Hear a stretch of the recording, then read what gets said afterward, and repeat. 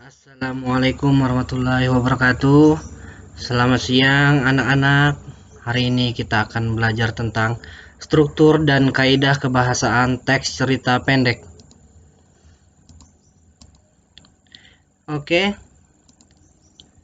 Nah, ini adalah kompetensi dasar yang akan kita pelajari, yakni tentang struktur dan kebahasaan cerita pendek, dan juga keterampilan. Nanti kita akan mempelajari bagaimana cara menuangkan struktur dan kebahasaan di dalam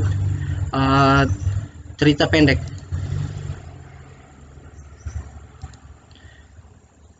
Nah, setelah minggu lalu kita sudah mempelajari definisi, ciri-ciri, dan juga manfaat cerita pendek. Sekarang kita masuk ke materi teks cerita pendek, yaitu struktur. Struktur yang pertama yakni orientasi. Orientasi itu adalah perkenalan. Jadi di awal-awal cerita pendek itu ada perkenalan, mengenalkan tokoh, latar, sifat dari tokoh, dan yang lainnya. Berikutnya ada rangkaian peristiwa, yaitu adalah kejadian dan kejadian selama proses berlangsungnya cerita tersebut.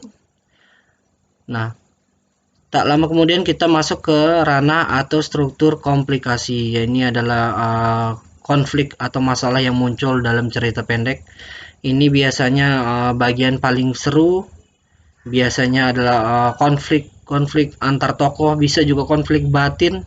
Jadi tokoh itu mengalami konflik dengan dirinya sendiri dan juga konflik dengan lingkungan. Yang terakhir adalah resolusi, yaitu penyelesaian. Bagaimana cara pengarang untuk mengakhiri cerita itu? Apakah happy ending atau sad ending? Nah, begini kira-kira gambaran dari struktur teks cerita pendek. Nah, yang pertama ya ini orientasi. Begitu mulai naik yaitu rangkaian peristiwa, komplikasi, konfliknya, puncaknya, dan diakhiri dengan resolusi. Jadi seperti itu tadi gambaran dari struktur teks cerita pendek. Berikutnya adalah kaidah kebahasaan. Di sini secara singkat saja saya akan menjelaskan tentang kaidah kebahasaan. Yang pertama, kita ketika membuat atau memahami cerita pendek, kita lebih baik menggunakan ragam bahasa sehari-hari karena akan lebih terasa di pembaca. Jadi tidak perlu juga harus menggunakan kata baku. Yang kedua adalah diksi atau pilihan kata atau kosakata. Perbendaharaan di sini menjadi pembeda antara penulis satu dengan penulis lain.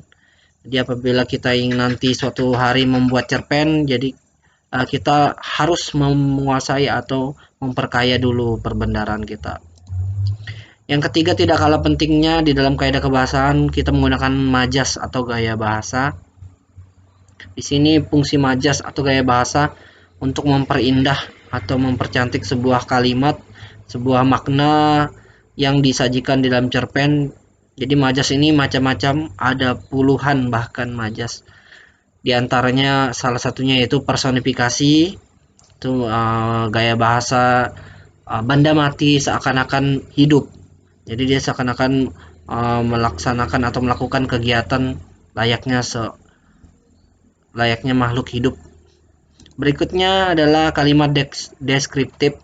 Di sini tentu penggambaran detail dari sebuah kejadian atau tokoh atau watak. Di sini sangat penting menggunakan kalimat deskriptif atau kalimat yang menggambarkan. Deskripsi, mendeskripsikan, yaitu secara rinci detail sehingga pembaca ini lebih dapat atau kena makna yang ingin disampaikan atau pesan yang ingin disampaikan dari cerpen. Nah, itu saja gambaran singkat dari struktur dan juga kaidah kebahasaan teks cerpen. Sekian materinya, materi singkat pada siang hari ini. Bapak rasa cukup sudah pembelajaran hari ini. Mohon maaf apabila banyak kekurangan. Bapak akhiri. Wassalamualaikum warahmatullahi wabarakatuh.